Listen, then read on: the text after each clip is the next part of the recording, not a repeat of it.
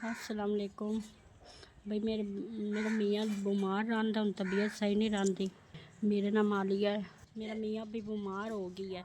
हूँ 2 दफ़ा अटैक होया। डॉक्टर आखा भी तुसी ना रेस्ट करो, तंगा भी साडी सर्दी नहीं, बस मेहनत मजदूरी करदा है।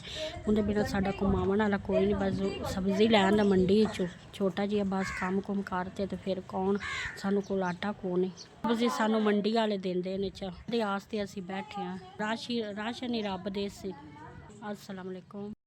बड़ी मेहरबानी तुहाडे तरफों राशन मिल गया। अल्लाह ताला तुहानू घना देवे। मैं बड़ी खुश हाँ। मेरा मियाँ काम ते गया होया, वो जिस टाइम सी वो अज राशन वेख सी, वो बड़ा खुश हो सी। वो दिल दा मरीज होने तो बावजूद भी काम ते जांदा है। अल्लाह ताला देवे इवें दिती रखे। मैं बड़ी खुश। मैं तुहानू दुआ दे बहुत बहुत ज्यादा दुआ दे।